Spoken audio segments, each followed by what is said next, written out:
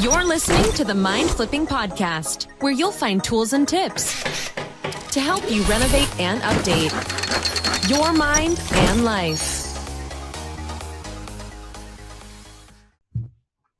Richard, thanks so much for coming back on the Mind Flipping Podcast. You're welcome, Rick. It's a pleasure.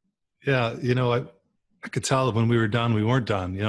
So for listeners that are just tuning in, back in episode 81, Richard was a guest and we covered a lot, but I felt like we just scratched the surface. And I know there's more that we've talked about, months ago and minutes ago. And so one of the reasons that I wanted to have you on is your effectiveness with giving people tools in the moment to give them not only relief, but hope. And I know you've got a lot. Is there anything on that level that you'd like to share?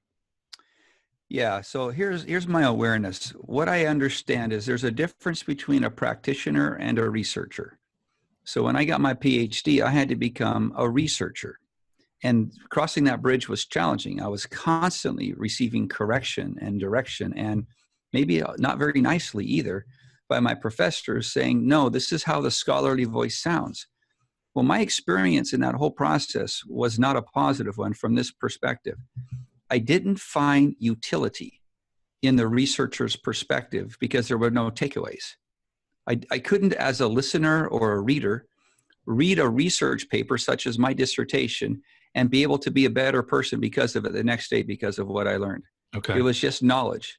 But there's a false myth out there saying that knowledge is power. That's baloney. How many people know they need to lose weight? So what good does the knowledge do? Yeah. Knowledge that is applied effective knowledge, that's power. So maybe knowledge is the first step towards. Yeah. But if you don't apply it. Until you can apply the knowledge, it's worthless. So I want to share something that happened to me.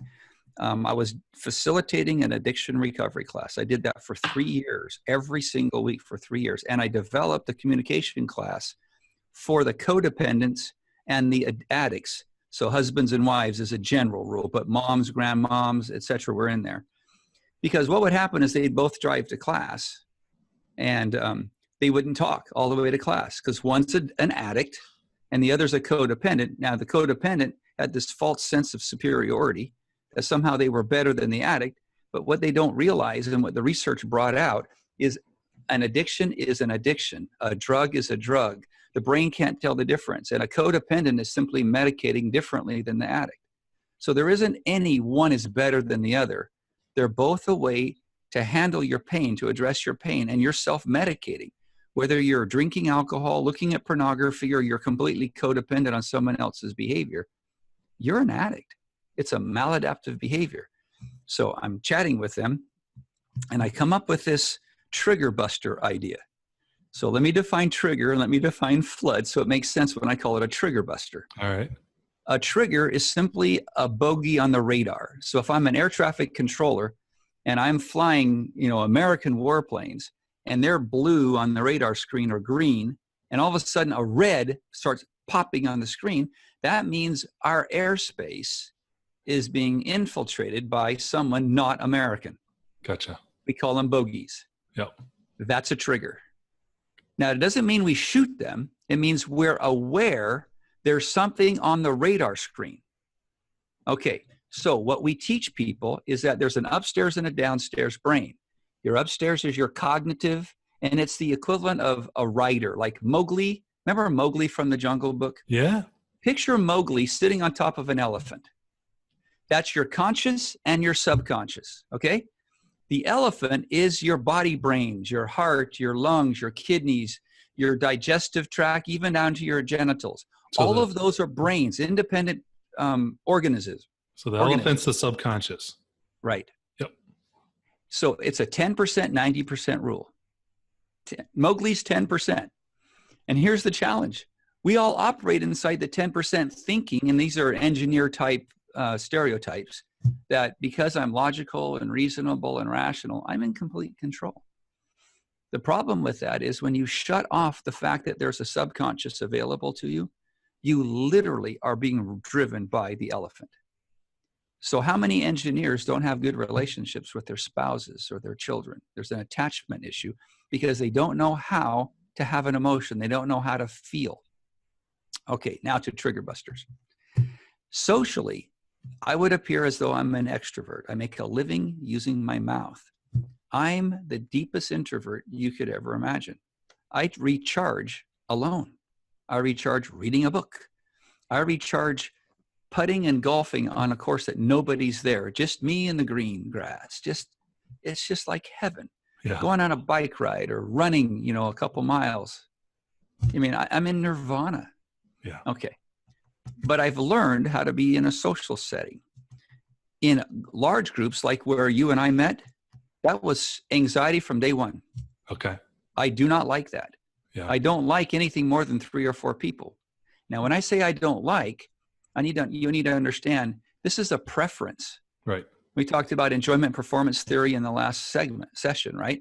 Where you do what you like to do and you get better at it. Yep. Well, I've become consciously competent at how to engage in social settings. So I'm going to teach the trigger buster and then tell you how I applied it.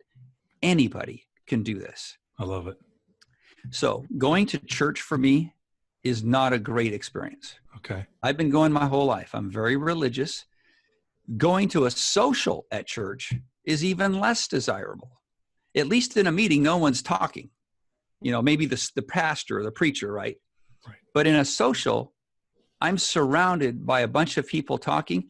And as a general rule, there's no takeaways. There's no redeeming value from the words I'm hearing. There are English words structured mostly correct inside the format of grammar, but nothing out of that has any depth to it, right?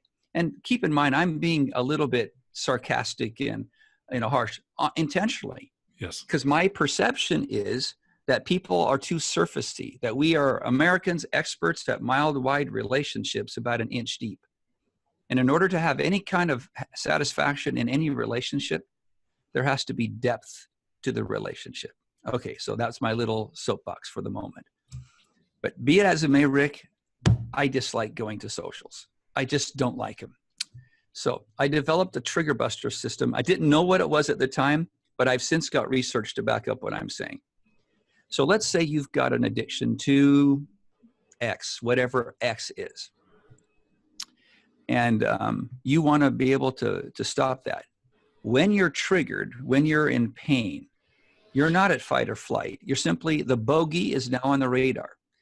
I learned that when my stomach gets upset, something's going on. And I've learned just to stop and go, what's going on? What is happening? My stomach's upset. That's your bogey. There's my bogeys, right? Yeah. And so I could be angry at my wife. I could be angry at the neighbor. I could be angry at the dog, which I usually am. Something's happening in my world that my body brains are telling me, please be aware. Here's why this is critical. My body brains operate at twice the speed as my cognitive brain. The challenge is my body brains don't have a voice. In order for me to give voice to the body brains, I have to be integrated upstairs and downstairs. People who are stuck in their heads, the engineers, the logics of the world, don't have an open conduit of communication. So they don't recognize that their body, they suppress the feelings, and therefore they get chronic illnesses and pains. Okay. So there are 3 things we do as soon as we're triggered. So let's say I'm triggered to X again, and I'm in pain, which means I want to act out. Now, here's a side note on addiction. The reason we act out is simply to take care of pain. Whenever anybody acts out, which means they go to flood or fight or flight, it's simply a way to medicate. It's driven by the elephant or the subconscious, and it does not have the capacity to judge. So if I'm an alcoholic, let's just use that now. If my addiction is alcohol and I'm in pain and I'm trying to white knuckle it, I don't want to drink, and eventually I do drink, that's because the subconscious, the elephant, 90%, gave my 10%, Mowgli, ample time to take care of the pain. When the pain wasn't addressed, the elephant simply went the direction the elephant knows it can go to get the pain medication. Okay. It's not judging right or wrong. It's doing its job. Yeah. Addicts aren't bad people. They're simply medicating. And there isn't anyone I've ever met, Rick, who isn't an addict in some fashion. Okay. So there's no judgment that someone's an addict. It's just what you do with it is all. Okay. When the trigger hits, there are 3 things you've got to do. And if you practice this in mindfulness and in your mind's eye constantly, you will do them naturally. And then you'll be able to moderate or interrupt the trigger to flood position. So the 3 things are, the more we do them, training the elephant. They will train the elephant to the point there's a neural pathway on these 3 trigger busters that you do subconsciously. Nice. So instead of acting out and drinking, I'll do 3 other things instead. Okay. So number 1, you have to reach out and touch the spiritual, the divine. You have to touch somebody emotionally, and you have to do something physical. So you touch the divine, spiritual touch, emotional touch, physical touch. Now I'll tell you what I did. Okay. So let's pretend the family, we've all got in the car, we're taking off to the church for a social, and they're going to have a big potluck and a bunch of stuff going on. Now, to a lot of people, that sounds really fun. Not to me. I'd really rather do something else. And as you know, it's a small population, but there are a lot of our listeners that can go, I'm with you, Richard. Yeah. Right? Thank you, guys. I appreciate it. Yeah. My wife is not one. Same here. You know, they say opposites attract. My wife is Miss Social, and I'm, I love people, but I prefer smaller, like you. Right. So here's what I would do. We'd go into the church, and that's when I would touch the divine. Now, keep in mind, I'm not doing the cross. I'm not getting on my knees and praying at all. Okay. I'm doing a 4-4-8. But we did this in the last session. Mm-hmm. I'm doing mindfulness. I take a deep breath in. I hold it for just a moment, and no one knows I'm doing this. Right. And then I release slowly, and then I invite into my space. It's in my imagination. Yes. I invite my highest power. And then I say, Richard, your best self is now with you, your authentic self. So for the next, let's say 60 minutes, you're going to be your best self. Okay, there's my start. I've just done a spiritual touch, and it took me 15, 20 seconds. Yeah. And I'm walking from the car into the doors of the church. Then I'm doing something physical. I will literally walk. I'll scan the audience, and I'll see if there's somebody sitting alone. I will walk over to them and either shake their hand or touch them on the shoulder and ask them if they've got a minute. I like to visit with them. Could I sit here and chat with you? Nice. Now, the reason I go to someone alone is because the probability that no one will bother me is high, and they're probably lonely.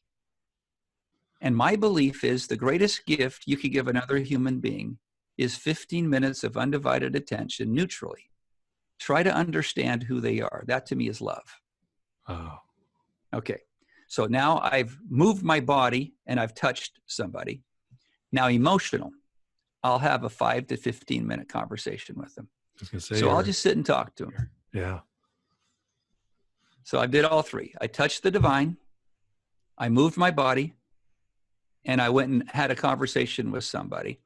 And by the time I finish, I know all about them. I know where they're from. I know why they're there. I know their family history. Sometimes I even know how they proposed to their wife. It just depends on who the person is. Sure. And when I walk away, I'm guaranteeing you they're going to feel like they had a good evening. It's fantastic. So did these 3 steps come up around the church, or do you mind sharing like how you came up with these? Sure.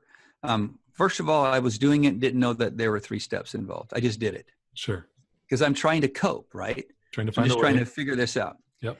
In the process of addiction recovery, they talk about touching 3 different things, Okay. I kind of modified it for what I do. Now here's like if I'm dealing with pornography and I'm dealing with a young man, and by the way, 30 to 50% of women are addicted to internet pornography. So this isn't a male problem anymore. Okay. Wow. I'm just saying, the classic. So if this is happening with a young man, he does a 4-4-8 immediately. He drops and does 10 push-ups. He throws his cell phone into the bedroom. He'll walk out to the mailbox. He'll run around the block. It doesn't matter what time of day. He will do something physical, but it's pre-planned. It's not, oh, what should I do now? Right. He's got a few things on his list. Right. I'm going to do one of these. Yeah. Yeah. And then he'll call somebody, not text, call. Now, if it is 2 a.m. in the morning, then he needs to write a letter to someone. But typically, you know, it's going to be before he goes to bed when he's alone. And there are trigger notices, like I use the term HALT, H-A-L-T, hungry, angry, lonely, tired. Be mindful of what triggers are around you. What can push you to the point of discomfort? What will push you to emotional hunger, where you're going to start snacking on foods you don't eat, or you'll binge eat? What are those things that happen? So it's an awareness, which is emotional intelligence, about what's going on. And then, okay, here's the big deal now. If you heard me say this and you understood the story, that's cool. But it doesn't mean you're going to do it tomorrow. Knowledge isn't power. Right. We'd have to deliberately practice this. The most effective way is to write down what you're going to do. So as soon as I finish this, I'm going into my conference room, and I've got a group of people coming that come every other week and do an EI class with me, and we're talking trigger busters tonight. Yeah, emotional intelligence. Right. Yep. Excuse me. So practice it in your mind's eye in this fashion. What am I going to do the next time I'm getting triggered? Which begs the question, what triggers me? Sure. Is it hunger, anger, lonely, tired? And then there's blasted, bored, lonely, angry, hungry, tired, and depressed. So you've got these different acronyms you can use. HALT is the easiest. If you know what it is that's going to trigger you, now you build your protocol. Where do I typically get triggered? Well, to me, it was at the church, right? So I did my protocol at the church. To others, it's in their bedroom. As a matter of fact, Rick, I can't tell you how many clients I've had who travel. They're triggered in the hotel room. They're bored. They're lonely. There's a few of those on there. Yeah. HALTs. Mm-hmm. Yep. So you, in your mind's eye, you get up in the morning and you say, today I'm my best self. Okay. If I'm triggered, I'm going to, and then build a protocol. My 448. Bring in my highest power, bring in my best self. It's just 15 seconds. Yeah. Then I'm going to physically do something. Push-ups, sit-ups, take a walk. Like me, I went over and shook someone's hand because I'm not going to do push-ups in a room filled with 150 people. Yep. Although I would do it if you needed to. If I needed to. Yeah. And then probably one of the most important things is to call someone and talk to them. I will tell you, this is the question I get most of the time. What do I talk about? Well, I can tell you what you don't talk about.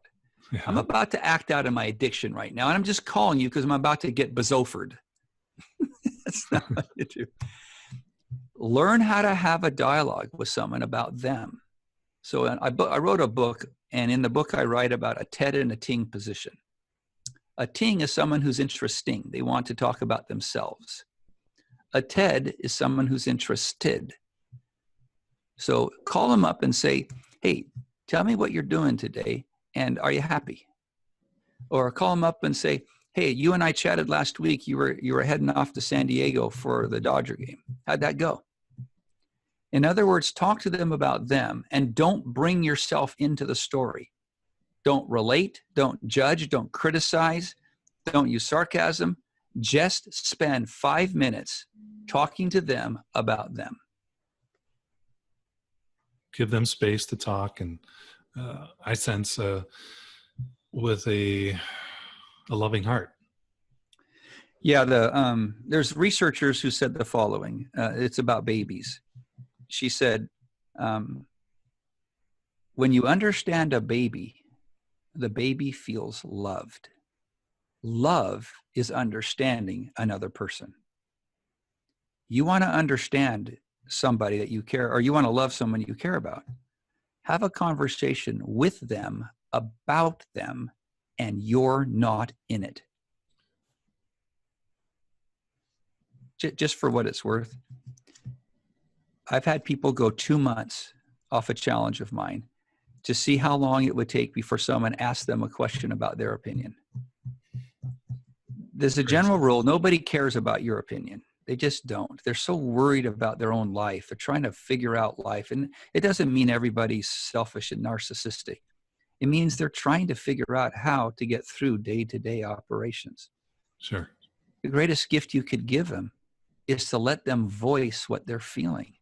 Just ask them neutrally, with no bias, no intent to judge. Oh, and side note, judging is also, that's awesome. That's great. Wow, you're so cool. That's still a judgment. There's no neutrality. And by the way, when you throw awesomes and greats at the person, and maybe we could do this in another segment, you will bias their answers and remove their authenticity from the narrative. Interesting. It's very fascinating. It's fascinating, but it makes sense. The way our brain is set up to seek approval and acceptance and belonging, we're training them to go down that path that they began. Is that about what the research is saying? Yeah. So the brain is actually trained and designed to connect. To connect. We associate that approval is connecting, and Sure. approval actually is great when you're young, but as you get older and you're seeking for approval, that's a codependent behavior. So anytime that you find yourself talking or acting in a way that you're trying to get the affirmation, affection, or approval of another human being, you're in a codependent position. There's something hurting inside, and you're telling yourself something that's not true. So a couple of questions come up.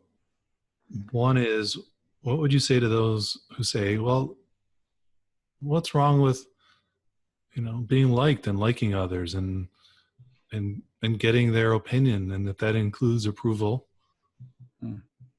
What's wrong with that? Well, the assumption is the point that you're coming from. The assumption is that you can't be liked and get others' approval in normal conversation being neutral. So this is kind of the gist of it. I'll read it to you.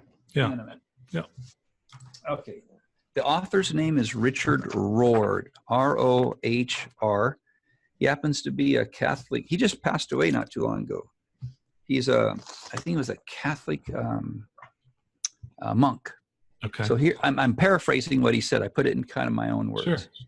We each need boundaries, identity, safety, and a degree of order and consistency early to prime our first half of life.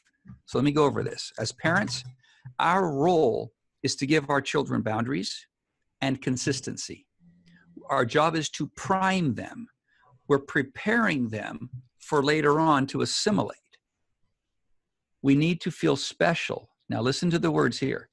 With an infinite supply of affirmation, affection, and approval for efforts and earned accomplishments. Not because you show up, not because you're cute, not because you're cute because that's the way you were born. Our little girls who are so darling, my grandchildren, for example, who are cuter than anyone else's, didn't do anything to get cute. They got that from their mother and their grandmother, not their dad and their grandfather. But they didn't do anything to be cute. When we constantly barrage our children with "you're so cute," instead of "that's impressive of the effort you put in," we set them up for false expectations. It's helicoptering, it's snow plowing, it's lawn mowing. Those are all terms used for parents who don't let their children experience natural consequences. So we need to feel special with an infinite supply of affirmation, affection, and approval for efforts and earned accomplishments, or we will spend the rest of our lives searching for, demanding, and bemoaning its lack from others. So other words, as an adult, so I got many clients. One of the two is codependent on the other. They demand their husbands, I'm stereotyping, Sure. be with them, and their act of love is going to yoga class and watching them in yoga class because they want their husband there. Is that an act of love?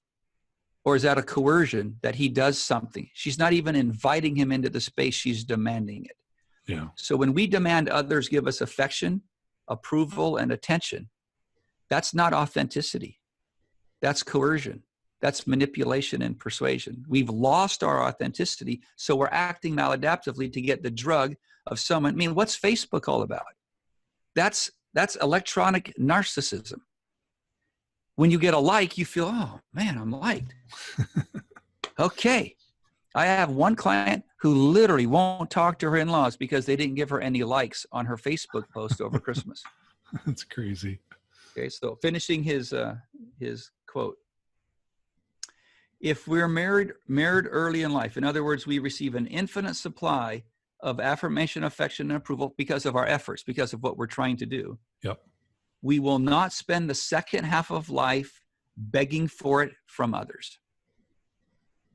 I mean, when we hear it, at least for me, it makes sense, and we can think of our role in it on both sides of it. At least I can, with my kids and with my parents, and then others that we see that, oh yeah, they have these expectations about building them up and right, patting them on the back and complimenting them. And so one thing I do with clients, it's fun. Can we have any major holidays coming up? Memorial Day. It doesn't matter. Next major holiday, you want to have a little fun. If you're listening audience, this is actually a riot to do. Okay, let's say it's Thanksgiving or Christmas or just a big birthday party or something, right? Yeah. Go to it with a pad of paper. And I know you'll feel a little weird at first, but this is really hilarious because you'll get a lot of engaging talking. It already sounds funny.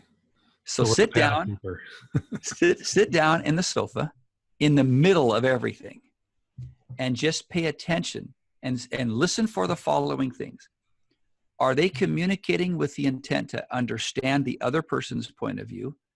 Or are they communicating with the intent to get the other person agreeing with them? Sure. Is there a ting or a ted going on? Are they asking questions to understand, or are they trying to manipulate, coerce, and get agreement? The ting and the ted. I know it's interested and interesting. So how do you notice the difference? Okay, a TED is someone asking questions with the intent to understand. That they're interested in what that person has to say. So you're a TED on me right now. You keep asking me questions. Okay. And I'm answering them. I'm not a ting because you're asking me. It's a supply and demand issue. Yes. A ting is someone who's giving their responses, their opinions, without being asked. Okay. Supply and demand works this way. If I have a huge supply of my opinion, but there is no demand, how much value is there in my opinion? Not much. Okay. So what you're looking for as the family is start writing down the family's maladaptive behaviors that you inherited. It's literally a petri dish of dysfunctional behavior in family gatherings. If you want to know why you're struggling with your relationships, go look at mom and dad, brother and sister, aunt and uncle, grandpa and grandma. So when I did my addiction recovery class, I had everybody do a minimum of 3-generation search of their addiction. And those who could do a 4. Every person in my class came back who did the homework with a minimum of 3 saying, yeah, and sometimes we're on both sides of the family. And I was able to go 4. My addictions were 4 deep, and mine are endogenous addictions, right? The behavior addictions. Yeah.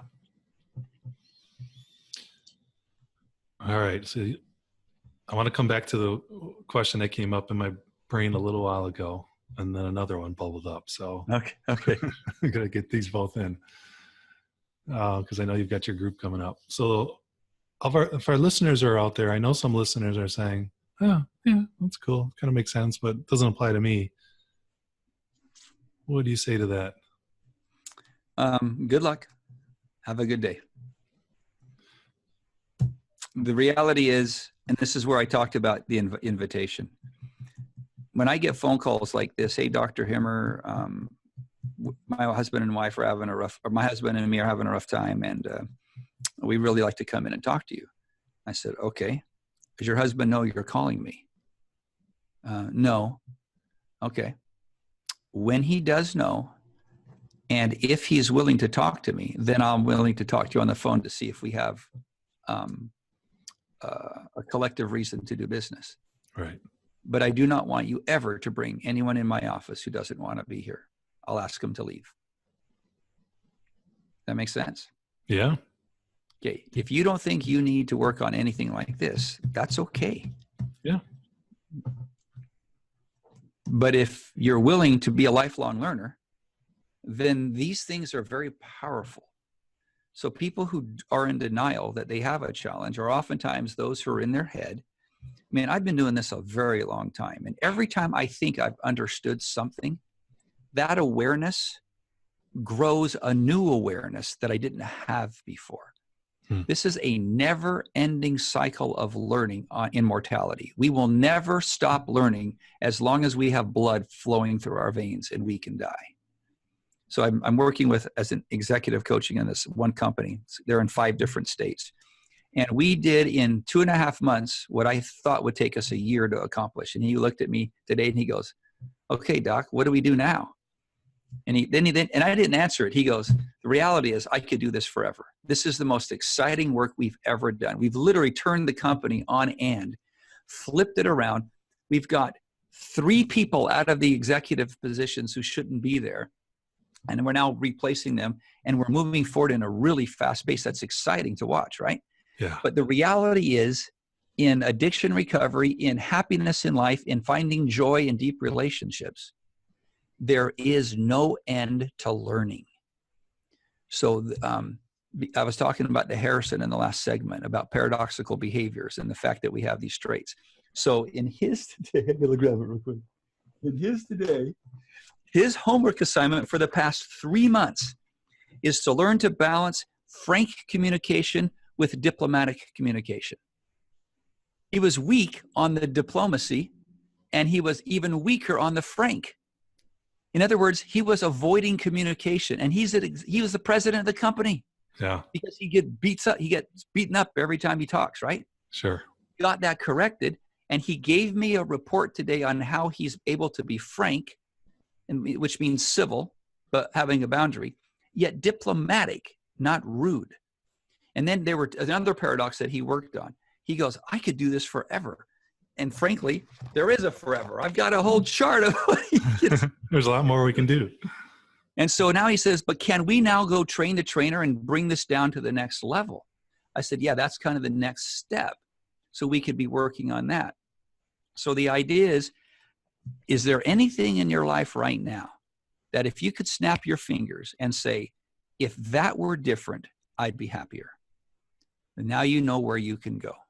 Nice. And you simply, like Ben Franklin, you work on 1 trait a week. Measure it. 1, 2, 3, 4, 5. How'd I do today? Was I my best self? Then I'm a 5. Was I my worst self? I'm a 1. And then you cycle it after every other week. And my clients, we actually have homework every week. They know what they're working on. And then they bring back to me and report to me how they did on their week. And they send me a weekly report on their awareness journal. I don't know that we covered that last time. No, I don't think so. Next segment. There you go. Okay. So say that question again. Is there an area in my life? Oh, yeah. Is there an area in my life that if I were to snap my fingers, wave a wand, that if that were corrected, I'd be happier today? I'd be more fulfilled.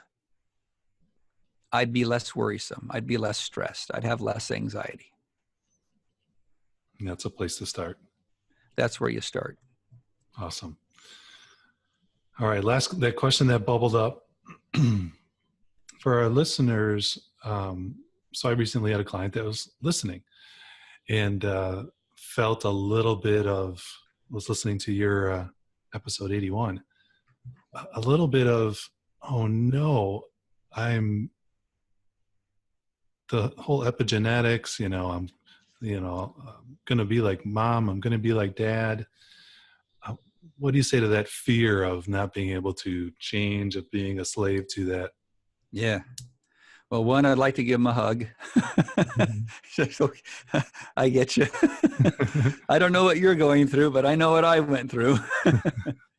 So number 2, what happens to us when we're young has nothing to do with us. The addictions that we have, the predispositions that we have are perfect. They're exactly what you need to learn how to integrate yourself and come closer to God, find greater happiness. It is, however, your responsibility to escape the gravity of your addiction. Addictions are neural pathways, like deep-rooted trails that you hike in the mountains on, right? The pruning process means if you stop following that trail, the trail will eventually not become as dominant. You can then build a new trail. There isn't anything that I've ever experienced in my life that you cannot change through mindfulness. And if you believe in God, that's going to be a huge asset. Even atheists believe that. That's called hope, right? We covered that last time. Yeah. It's not your responsibility for what happened to you. It is your responsibility to escape it. In other words, you get to work a little bit per day. Remember, 1% per day. If you work on one thing, 1% per day, miracles can happen, literally miracles. And if you remind me in another segment, I'll share how that works. It's called habit stacking. You take deliberate practice and you use habit stacking to create these little bitty miracles that happen over time. And then you realize you can escape that epigenetic transfer of maladaptive behavior, and you're not having to wait another decade or two. You simply reverse engineer through neuroscience that process. I hope that gives hope. That was good. Simply because it's doable. It really is. I think that's the key. And I knew you would get there. And I wanted to hear from you that hope is a reality.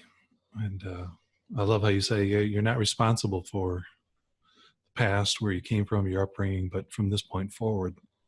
Yeah. There is that. It's what you do with what you've got. Yeah. Fantastic. All right. Well, we will put habit stacking and more on our next visit together. That sounds good to me. Dr. Richard Himmer, thank you so much again for getting back, for visiting, and for giving us hope and information and knowledge that we can apply. You're welcome.